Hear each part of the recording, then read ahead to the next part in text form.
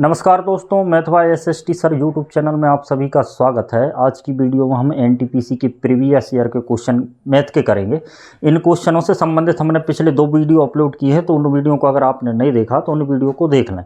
और हम इस वीडियो में भी पिछले वर्षों में जो एनटीपीसी के क्वेश्चन आए थे मैथ के, उन क्वेश्चनों को करेंगे। इन क्वेश्चनों के करने से मतलब ये है कि अगर आप इन क्वेश्चनों को करेंगे तो आपको ये पता चल जाएगा कि एनटीपीसी के पेपर में किस टाइप के क्वेश्चन आते हैं मैथ के। तो इसी के आधार पर अगर आप आगे तैयारी करेंगे तो आपको बहुत मदद मिलेगी। तो आइए हम इस वीडियो को स्टार्ट करते हैं। तो वीडियो का पहला क्वेश्चन है आपके सामने। वीडियो में आपका पहला क्वेश्चन है कि नरेंद्र का वेतन, क्वेश्चन क्या दिया है कि नरेंद्र का वेतन का 2/5वां हिस्सा अमित के वेतन के बराबर है। ठीक है, क्या दिया? नरेंद्र के वेतन का 2/5वां हिस्सा अमित के वेतन के बराबर है और अमित के वेतन के 7/9वां हिस्सा अरुण के वेतन के बराबर है। यदि तीनों का कुल वेतन 770 रुपये है तो आपको नरेंद्र, अमित और अरुण का क्रमशः वेतन बताना। तो यहाँ पर आपको ऑप्शन दिख रहे होंगे, तो ऑप्शन तो चारों ऑप्शनों में एक ही जैसे हैं, सिर्फ उनके क्रम का अंतर है। तो आप इस बात को ध्यान रखें कि क्रम आपको क्या बताना है। जैसा आपको प्रश्न में दिया है कि पहले नरेंद्र का, फिर अमित का, फिर अरुण का वेतन बताना। तो आइए हम इस क्वेश्चन को स्टार्ट करते हैं। तो पहले ये लाइन आपको क्वेश्चन में दी है कि नरेंद्र के वेतन का 2/5वां हिस्सा। तो हम तीनों के नाम लिख लेते हैं। तो आपका है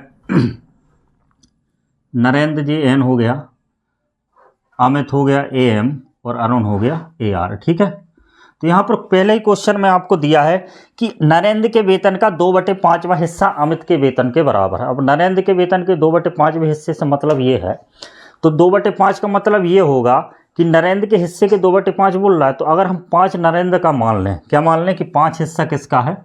नरेंद्र का है। तो इसका अगर आप 2/5 निकालेंगे तो अमित का हिस्सा निकल जाएगा। तो इसका 5 का 2/5 आप यहाँ पर निकाल कर देखेंगे तो 5 का 2/5 2 गुणित 5 2/5 होगा, तो ये 5 से 5 कट जाएगा। यदि नरेंद्र का हमने 5 मान लिया तो हमारे पास अमित का वेतन क्या आ जाएगा? 2 आ जाएगा। ठीक है, 5 हम इसलिए ही मानते हैं क्योंकि हमारा रेशियो थोड़ा सिंपल हो जाए। और 2/5 लिखा तो इसका मतलब ये है कि जिसके वेतन के साथ तुलना कर रहे हैं वो तो 5 रहेगा और जिसकी तुलना कर रहे हैं वो 2 रहेगा। आगे क्वेश्चन में दिया है कि आपका जो अमित है उसके वेतन का 7/9वां हिस्सा, उसके वेतन का 7/9वां हिस्सा अरुण के वेतन के बराबर। तो 7/9वां हिस्सा, तो इसको हम 9 मान लेंगे, तो इसको 9 मान लेंगे तो इसका वेतन क्या आ जाएगा? 7 आ जाएगा।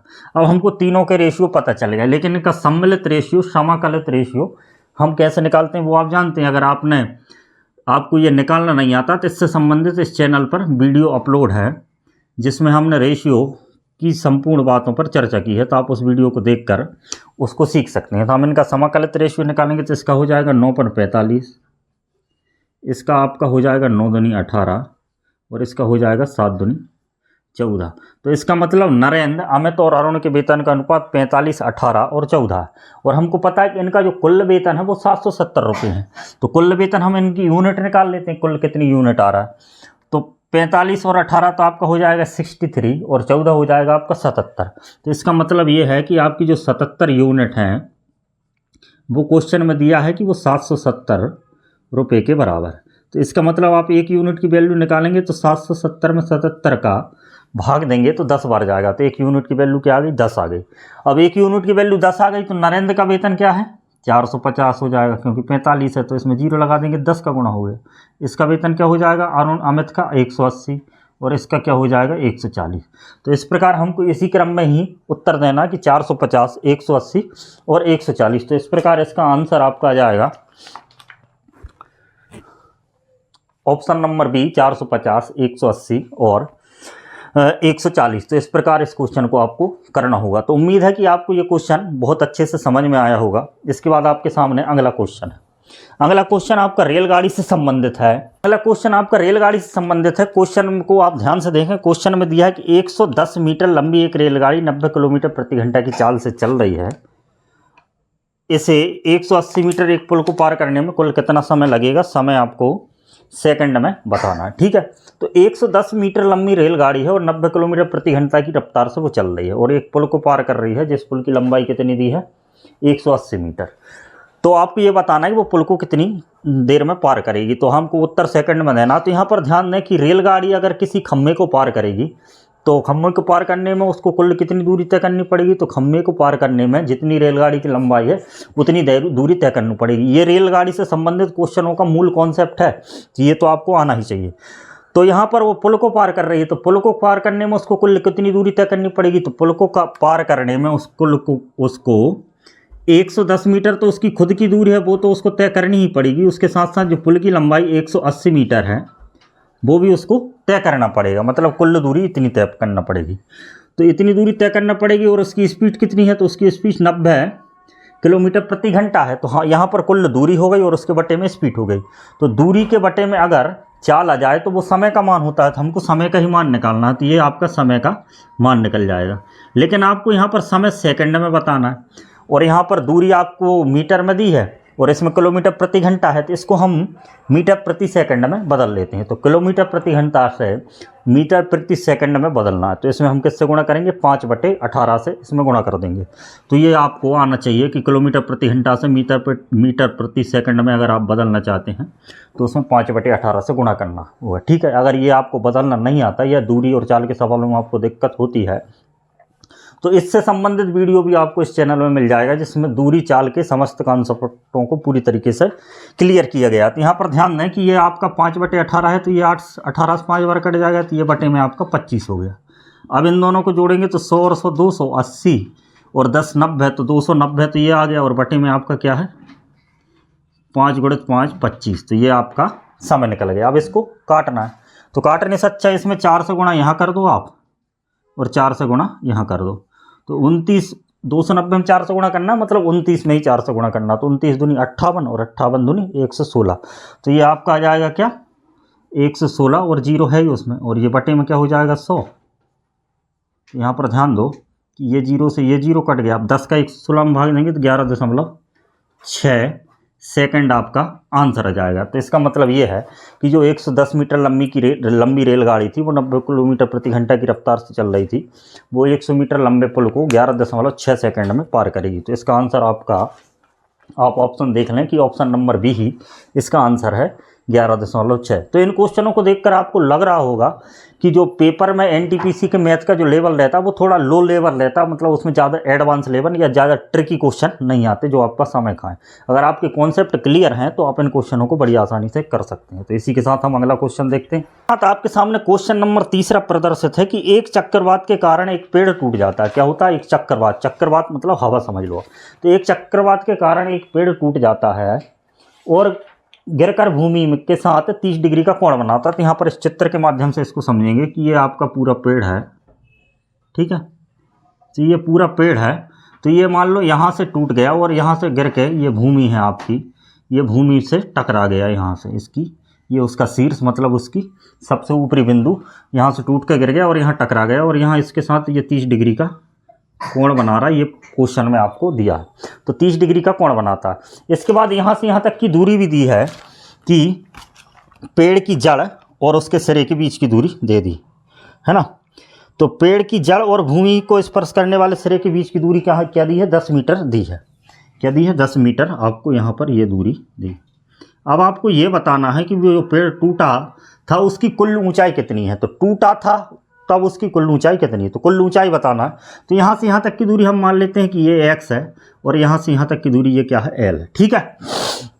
तो आपको कुल ऊंचाई बताना, तो कुल ऊंचाई क्या होगी, तो यहाँ से यहाँ तक पेड़ तो था ही, इतना तो टूटने के बाद बचा, इतना ये टूट के इधर गिर गया, मतलब जो कुल ऊंचाई है वो टूटा हुआ भाग और ये बचा हुआ भाग x + l का मान निकालना है आपको। तो यहाँ पर ध्यान दें कि x + l का मान निकालने के लिए सबसे पहले हम इसमें tan थीटा वाला फार्मूला लगाएंगे, क्योंकि यहाँ पर लंब और कर्ण दिया। तो tan थीटा बराबर आपका क्या होगा, tan थीटा मतलब 33, तो tan 30 की वैल्यू होती 1/√3 और कोण के सामने की भुजा लंब x है और बटे आधार 10 है, ठीक है। तो यहाँ से आप x का मान निकालेंगे तो x बराबर आपका क्या आ जाएगा 10√3। तो ये तो x का मान आ गया। अब l का मान और निकालना, तो l का मान निकालने के लिए 10 से तुलना कर लेंगे, 10 आधार रहेगा और आपका ये कर्ण रहेगा, और आधार और कर्ण की बात होती है तो कोस थीटा आता है, तो कोस 30 आएगा। कोस 30 की वैल्यू होती है √3/2 और कोस 30 बराबर होगा आधार बटे मतलब 10/कर्ण l। अब यहाँ से आप l की वैल्यू निकालना है, तो l की वैल्यू यहाँ पर क्या आ जाएगी 20√3। अब आपको कुल ऊंचाई बताना, तो ये तो पेड़ का टूटा हुआ जो बचा भाग है वो, और इसके बाद जो टूटा भाग है वो, तो मतलब कुल ऊंचाई निकालना है तो बचे हुए भाग और टूटे हुए भाग को आपको जोड़ना पड़ेगा। तो यहाँ पर ध्यान दें कि x तो ये बचे हुए भाग की लंबाई है जो कि 10√3 दी है। इसके बाद दिया है जो l जो टूटा हुआ भाग है वो 20√3 है। अब इन दोनों को जोड़ेंगे तो एलसीएम लेंगे, दोनों का एलसीएम √3 आएगा, और 10 + 3 30 हो जाएगा, 30√3। यहाँ पर √3 से आप गुणा कर दें क्योंकि सिंपल और बनाओगे, और यहाँ पर √3 से भाग दे दें तो 3 और 3 खुल कर 3 हो जाएगा, और ये 10 बार कट जाएगा। तो इस प्रकार इसका आंसर 10√3 मीटर जो पेड़ की कुल ऊंचाई है वो निकल गई। तो इस प्रकार आप इस क्वेश्चन को कर सकते हैं। अगर इस क्वेश्चन को और दूसरे तरीके से करना चाहें, जो कि आपको वही जो बता रहा हूँ यही तरीका भी ठीक है, लेकिन आप और स्पीड में करना चाहें तो इसको करने का एक बेस्ट तरीका है, उसको और देखते हैं। तो यहाँ पर ध्यान दें कि प्रश्न में क्या दिया, प्रश्न में आपको दिया है कि एक चक्रवात के कारण एक पेड़ टूट जाता है और टूटकर वो धरती से टच हो जाता है। तो उसके जो धरती पर टच हुआ है पेड़ का जो सिरा और पेड़ की जड़ है, उन दोनों के बीच की दूरी 10 मीटर है। तो आपको पेड़ की कुल ऊंचाई बताना। तो यहाँ पर आपको एक कॉन्सेप्ट ध्यान रखना है कि अंडर 30 डिग्री का कोण बन रहा, तो 10-30 यहाँ पर 10-30 मान लेंगे। 10-30 अगर हम मानेंगे तो यहाँ पर जो लंब है और उस आधार है उसका क्या अनुपात रहेगा। तो यहाँ पर लंब का अनुपात क्या रहेगा, 10-30 की वैल्यू क्या होती है 1/√3, इसका मतलब 1/√3। तो यहाँ पर ये रहेगा आपका 1 यूनिट और ये क्या रहेगा √3। ठीक है, तो ये बात आप समझ गए। इसके बाद हमको कुल लंबाई निकालना है, तो कर्ण की जरूरत भी पड़ेगी क्योंकि टूटा हुआ भाग भी निकालना है। तो अब यहाँ पर आप ध्यान दें, अनुपात निकाल रहे हैं हम, तो कर्ण की जरूरत पड़ेगी, लेकिन हमको दिया क्या है, आधार दिया है और कर्ण, तो हम इसमें cos 30 का फार्मूला लगा देंगे। cos 30 बराबर क्या होगा √3/2, तो cos 30 बराबर √3/2। और cos 30 होता क्या है वास्तव में, तो cos 30 वास्तव में होता है आधार बटे कर्ण। तो आधार बटे कर्ण मतलब √3/2, तो 3 तो होगा आधार और कर्ण क्या होगा 2। तो यहाँ पर √3 आधार तो हमने 10-30 से निकाला, जब भी √3 आया तो यहाँ पर 2 क्या हो जाएगा आपका कर्ण हो जाएगा। तो इस प्रकार लंब, कर्ण और आधार की वैल्यू आपकी आ चुकी है। तो यहाँ पर आपको ध्यान देना कि जो आधार है वो √3 यूनिट बराबर आपको दिया कितना है, √3 यूनिट बराबर क्या दिया 10। तो यहाँ से अगर आप 1 यूनिट की वैल्यू निकालेंगे 10/√3 आएगा। ठीक है, 10/√3 आएगा। अब आपको पेड़ की ऊंचाई बताना, तो पेड़ की कुल ऊंचाई बताने के लिए उसका टूटा जो बचा हुआ भाग है वो और टूटा हुआ भाग है वो, उन दोनों को जोड़ना पड़ेगा। तो ये तो 1 यूनिट है और ये 2 यूनिट है, मतलब कुल पेड़ की ऊंचाई 3 यूनिट है और 1 यूनिट की वैल्यू ये है। तो 3 यूनिट की वैल्यू इसमें 3 गुणा करेंगे तो आ जाएगा। तो आपका ये आंसर क्या आ गया 30/√3। अगर आप इसको और सरल बनाएंगे तो इसका आंसर आ जाएगा 10/√3। तो इस प्रकार आपको इस क्वेश्चन को कर सकते हैं। ठीक है, इसके बाद हम अगला क्वेश्चन देखते हैं। तो आइए हम अब क्वेश्चन नंबर 4 देखते हैं। क्या लिखा, वह छोटी से छोटी संख्या ज्ञात करना है जो 2, 3, 4, 5 और 6 से विभाजित करने पर प्रत्येक स्थिति में शेषफल क्या बचना चाहिए, 1 बचना चाहिए, और वह संख्या 7 से विभाजित हो जाए, ये आपको निकालना। तो यहाँ पर आपको ध्यान देना कि वह छोटी से छोटी संख्या बताना है जो 2, ध्यान देना 2, 3, 4, 5 और 6 से तो विभाजित होने पर शेषफल क्या बचे, 1 बचे और 7 से विभाजित हो जाए। तो यहाँ पर आपको ध्यान देना है कि 2, 3, 4, 5, 6 से विभाजित होने वाली वह छोटी से छोटी संख्या आपको बताना है जिस भाग देने पर, इन सभी संख्याओं से भाग देने पर शेषफल 1 बचे। तो सबसे पहले हम उस संख्या को ज्ञात कर लेते हैं जिस संख्या से इन सभी में भाग देने पर शेषफल बिल्कुल ना बचे, मतलब इनका एलसीएम की बात कर रहा हूँ। तो एलसीएम हम निकालेंगे 2, 3, 4, 5, 6 का। अगर आप एलसीएम निकाल लें तो इनका एलसीएम क्या आएगा, इनका एलसीएम आ जाएगा 60। क्या आ जाएगा 60। इनका एलसीएम आप क्या निकालेंगे, तो एलसीएम इनका क्या आ गया 7 आ गया 60। तो इनका एलसीएम क्या आ जाएगा 60, क्योंकि 60 में 2 से भी भाग जाएगा, 3 से भी भाग जाएगा, 4 से भी जाएगा, 5 से भी जाएगा और 6 से भी जाएगा। तो हमको वह छोटी से छोटी संख्या तो पता चल गई जिससे इन सभी में भाग चला जाएगा। अब हमको ये बताना है कि एक ऐसी संख्या सेलेक्ट करना है आपको जो 7 से विभाजित हो और इन सभी से उनमें भाग दें तो 1 शेष बचे। तो 60, जैसे हम 60 ही सेलेक्ट कर लें वह छोटी छोटी संख्या, तो 60 में तो इन सभी में भाग जाता है, हमको शेषफल 1 बचाना है तो हमको इसमें 1 जोड़ना पड़ेगा। तो हम मान लेते हैं 61, लेकिन 61 में 7 से भाग नहीं जाता, मतलब ये संख्याएं अभी सेट नहीं हो रही, तो इसके गुणज में ही हमको संख्या प्राप्त होगी। तो आप यहाँ पर ऑप्शन में ध्यान से देखें कि जो सभी संख्याएं हैं वो 300 के आसपास हैं, मतलब 300 से कुछ ज़्यादा है। तो हम इसको 300 तक तो ले ही जाते हैं पहले। तो हम इसको 300 तक ले जाएँ तो इसको 5 बार पढ़ना पड़ेगा 60 का पहाड़ा, तो 60 पंजे 300 हो जाएगा। तो 300 तक पहुँच गया। तो 300 भी वह संख्या है जिसमें 2, 3, 4, 5, 6 से भाग जाता है। अब हम इनको ऑप्शन के हिसाब से करेंगे। तो यहाँ पर ऑप्शन, पहला ऑप्शन आप देखें क्या दिया है कि 322 दिया है। तो 322 हम देखें तो 322 में 5 से भाग जाए, 5 से भाग देंगे, शेषफल 2 बचेगा, मतलब 322 तो ऑप्शन में है ही नहीं, क्योंकि शेषफल तो 1 बचना चाहिए। और डायरेक्ट हम यहाँ पर देख के ही बता सकते हैं कि यहाँ पर हम 5 से भाग देंगे, शेषफल 2 बचेगा, मतलब 322 नहीं आएगा। इसके बाद हम 301 देखते हैं। तो 301 में हम इन सभी से भाग देंगे तो शेषफल 1 बचेगा। और अगर हम इसमें 7 से भाग देंगे तो 7 से 7 चौको 28 हो जाएगा। जैसे ये 301 है, हमने दूसरा ऑप्शन सेलेक्ट किया, 301 है, तो इसमें अगर आप 7 से भाग देंगे तो 7 चौके 28, 2 बचे और 7 तिया 21। 301 हमारा करेक्ट आंसर हो सकता है। इसके बाद हम कुछ और ऑप्शन चेक करते हैं। 308, तो 308 में तो 2 से पूरी तरीके से भाग जा रहा है, तो इसका मतलब यहाँ शेषफल 1 तो बच नहीं रहा, तो ये तो हो ही नहीं सकता। इसके बाद 315 हम देखें तो 315 में 2 से भाग देंगे, शेषफल 1 बचेगा। लेकिन अगर 315 हम 3 से भाग देंगे तो शेषफल बिल्कुल नहीं बचेगा, मतलब 315 भी हमारा ऑप्शन नहीं आ रहा सही। तो इस प्रकार हम इसको ऑप्शन मेथड से भी कर सकते हैं कि 301 इसका करेक्ट आंसर। इसके बाद हम देखिए, इसके बाद आपके सामने 5वां क्वेश्चन है। क्वेश्चन में दिया है कि एक कस्बे की जनसंख्या 10,000 है। यदि पुरुषों की जनसंख्या में 5% की वृद्धि और महिलाओं की जनसंख्या में 10% की वृद्धि होती है और वृद्धि के बाद यह जनसंख्या 10,800 हो जाती है, तो आपको ये बताना है, 10,800 हो जाती, तो आपको ये बताना है कि कस्बे में महिलाओं की वर्तमान जनसंख्या कितनी है। ठीक है, तो यहाँ पर आप ध्यान दें कि कस्बे की जनसंख्या पहले कितनी थी, 10,000 थी, है ना। पहले कस्बे की जनसंख्या कितनी थी, 10,000। तो यहाँ पर हमको ये नहीं दिया कि महिलाओं की जनसंख्या कितनी है और पुरुषों की जनसंख्या कितनी, हमको सिर्फ ये दिया है कि बढ़ने के बाद जो जनसंख्या है वो 10,800 हो गई। तो इसका मतलब ये है कि जो जनसंख्या बढ़ी वो 800 बढ़ी। ठीक है, कितनी बढ़ी, 800 बढ़ी। तो 800 बढ़ी तो मतलब कितने प्रतिशत जनसंख्या बढ़ी। तो यहाँ पर ध्यान दें कि 10,000 का 800 कितने प्रतिशत होता है। 10,000 का अगर हम 1% निकालें तो 1%, 10,000 का 100 होता है, और 800 निकालें तो 8% होता है, मतलब कुल जनसंख्या 8% बढ़ी। लेकिन हमको प्रश्न में दिया है कि जो महिलाएं हैं, उन पुरुष हैं, उनकी, प्रश्न में देखें आप ध्यान से क्या दिया है कि जो पुरुष हैं उनकी जनसंख्या तो 5% बढ़ी। कितनी बढ़ी, 5% बढ़ी। और महिलाओं की जनसंख्या कितनी बढ़ी, 10% बढ़ी। तो ये आपकी महिलाएं हो गई और ये आपका पुरुष हो गया। तो 5% पुरुष बढ़ रहे हैं और 10% महिलाएं बढ़ रही हैं। और अगर इनकी औसत वृद्धि, मतलब कुल वृद्धि देखें तो कुल वृद्धि 8% हो रही।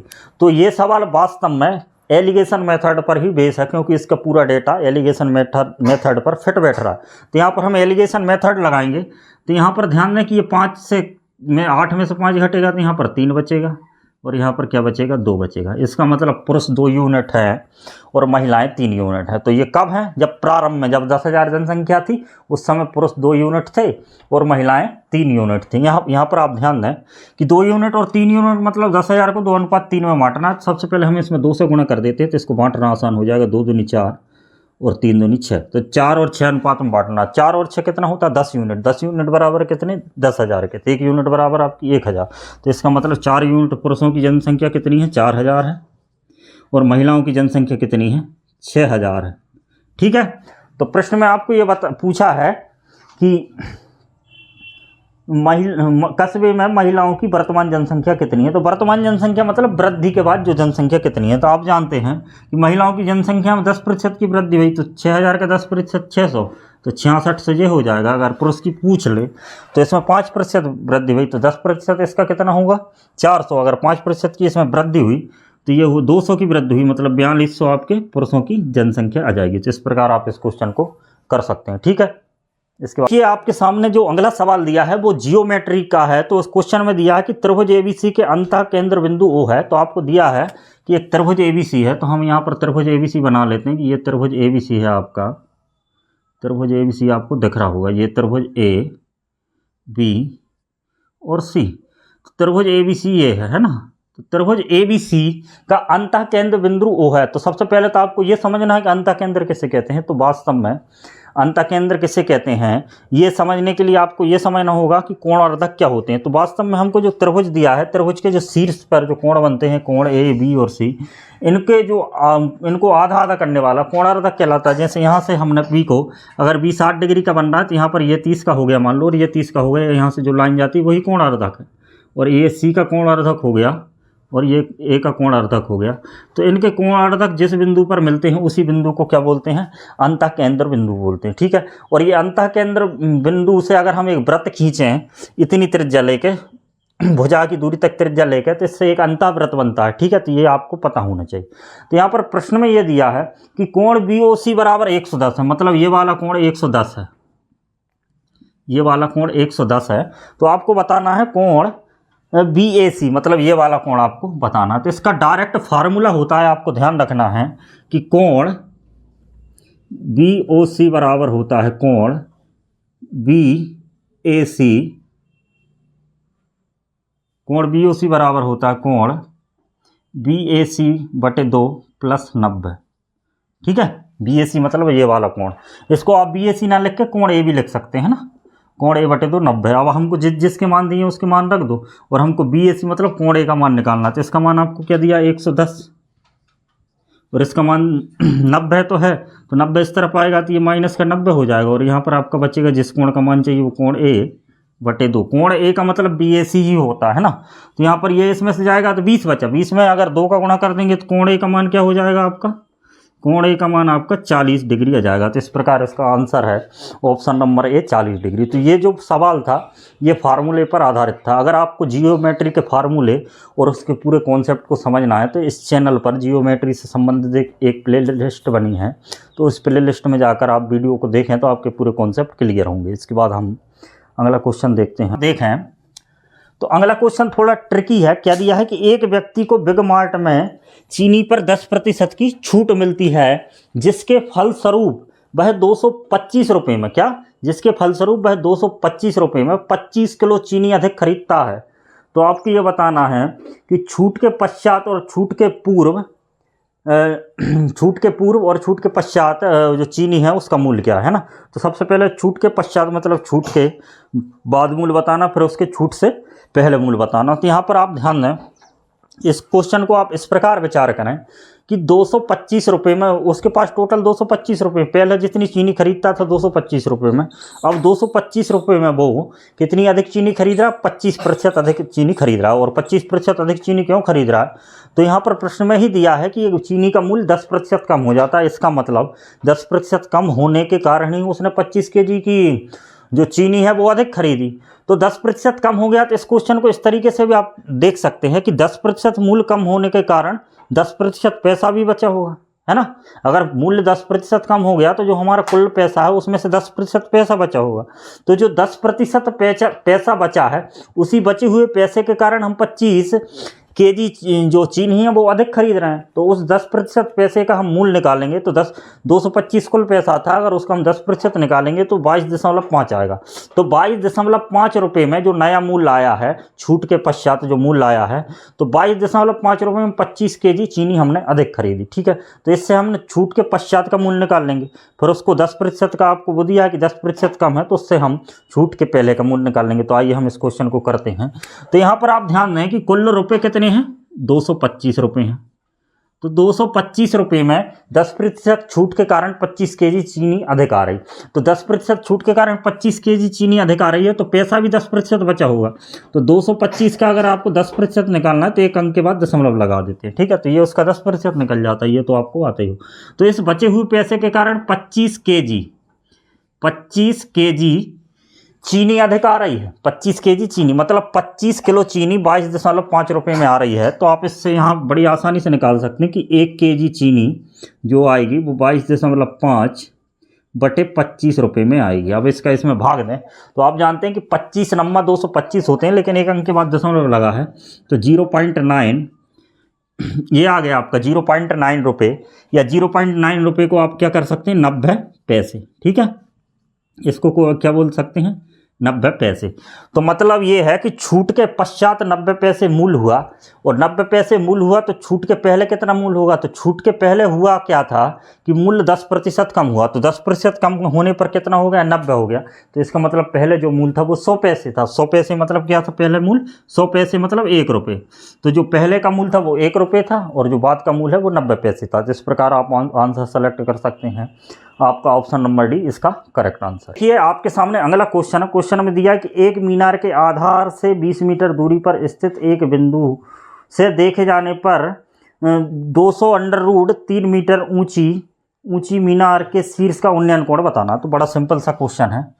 तो मीनार की ऊंचाई कितनी दी है, यहाँ पर ध्यान दें। तो मीनार की ऊंचाई क्या दी है, 200 अंडर रूट 3, और यहाँ से इसकी दूरी कितनी दी, 200 दी। ठीक है, तो आपको ये कोण बताना। ठीक है, तो यहाँ पर आप ध्यान दें कि यहाँ पर लंब और आधार दिया था, हम इसको टेन थीटा से कर लेते हैं। तो आप जानते हैं कि यहाँ का कोण अगर टेन थीटा बन रहा है तो टेन थीटा बराबर क्या होगा, लंब जो कि 200 अंडर रूट 3 है बटे 200 आधार, 200 कट जाएगा, अंडर रूट 3। तो टेन थीटा में अंडर रूट 3 किसका मान होता है, तो टेन थीटा में अंडर रूट 3 मान होता है 60 डिग्री का। तो इस प्रकार इसका आंसर है 60 डिग्री। ठीक है, इसके बाद आपका अगला क्वेश्चन है। क्वेश्चन दिया, यदि जनसंख्या में होने वाली प्रति वर्ष वार्षिक वृद्धि 5% है और वर्तमान जनसंख्या 1600 है, 16,000 है, तो 3 वर्ष बाद जनसंख्या क्या होगी। तो यहाँ पर आपको एक कॉन्सेप्ट समझना कि 5% वृद्धि हो रही है, तो 3 वर्षों बाद आपको जनसंख्या बताना। तो 5% वृद्धि हो रही है, तो इसका मतलब ये नहीं है कि 15% कुल वृद्धि हो रही, 15% वृद्धि नहीं हो रही। यहाँ पर क्रमागत वृद्धि की बात कर रहे हैं। क्रमागत वृद्धि से मतलब जो चक्रवृद्धि ब्याज पढ़ते हैं ना, वो उसी पर आधारित है। तो 5% वृद्धि हो रही, मतलब हर साल 5-5% बढ़ रही। जैसे पिछले साल जनसंख्या 100 थी, तो अगले साल 5% बढ़ी तो 105 हो गई, फिर अगले साल 105 का 5% बढ़ेगी। ठीक है, तो इस प्रकार ये क्रमागत वृद्धि होती है। तो यहाँ पर आप ध्यान दें कि 5% जनसंख्या बढ़ रही है, तो 5% की जो फ्रिक्शन वैल्यू होती है वो 1/20 होती है। ठीक है, तो 1/20 का मतलब वही है कि अगर 20 100% है तो उसका 5% 1 है। तो पहले जनसंख्या 20 थी तो 5% बढ़ी, तो अब जनसंख्या 21 हो गई। तो ये ऐसा कितनी बार हुआ, 3 बार हुआ। तो इनकी घात 3 ले लेते हैं, इसकी शॉर्ट ट्रिक है। तो जो 20 की घात 3 का मतलब होता है 8000, मतलब 8000 से कुल जनसंख्या इसका 9261 9261 हो गई। ठीक है, तो 3 वर्षों में जनसंख्या 8000 से 9261 हो गई। तो 8000 है जनसंख्या नहीं, क्वेश्चन में आपको जनसंख्या कितनी दी, 16,000, मतलब इसका डबल दिया। 16,000 मतलब इसका डबल, तो यहाँ पर भी इसका डबल ही होगा। तो इसका डबल करेंगे तो 1 दूनी 2, 6 दूनी 12, 2 दूनी 4 और 1 5, 9 दूनी 18, मतलब 18,000, मतलब 18,522 इसका करेक्ट आंसर है, ऑप्शन नंबर ए। तो इस प्रकार आप इस क्वेश्चन को कर सकते हैं। तो हमने 10 क्वेश्चन किए। आपको ये वीडियो अच्छा लगा हो तो आप इस वीडियो को लाइक करें, और आप किसी भी प्रकार की प्रतियोगी परीक्षा में गणित पढ़ना चाहते हैं तो आप इस चैनल के साथ जुड़ सकते हैं। ठीक है, तो इस चैनल पर हम लगातार कक्षा 10वीं की गणित के बारे में और प्रतियोगी परीक्षा की गणित के बारे में हम लगातार चर्चा करते हैं। तो आप इनमें से किसी की भी तैयारी करना चाहते हैं तो इस चैनल को सब्सक्राइब करें, और आपको ये वीडियो अच्छा लगा हो तो आप इस वीडियो को लाइक करें। यदि आपको इन क्वेश्चन में कोई समस्या हो तो आप इनको कमेंट बॉक्स में बताएं। धन्यवाद।